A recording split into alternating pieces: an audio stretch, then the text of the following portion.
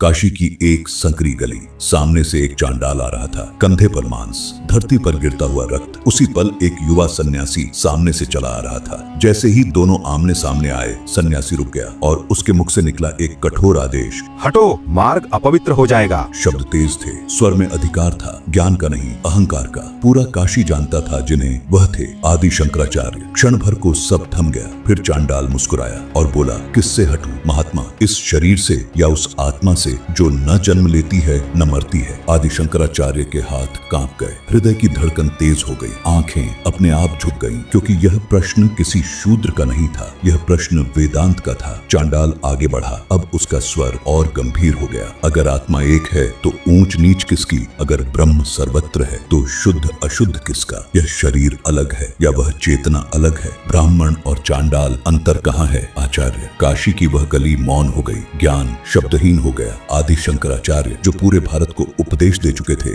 वहीं बैठ गए। पहली बार कोई तर्क नहीं, कोई उत्तर नहीं, सिर्फ टूटता हुआ अहंकार। और उसी क्षण सत्य प्रकट हुआ। वह चांडाल नहीं था, वह स्वयं महादेव थे, श्मशान के स्वामी, अद्वैत के साक्षात स्वरूप। शंकराचार्य ने धरती पर शीश झुका दिया और उसी क्षण उनके मुख से 5 श्लोक निकले, सीधे अनुभव से। मनीषा पंचकम। उस दिन कोई प्रवचन नहीं हुआ, उस दिन अहंकार मरा और उसी क्षण अद्वैत वेदांत सिर्फ दर्शन नहीं रहा, अनुभव बन गया।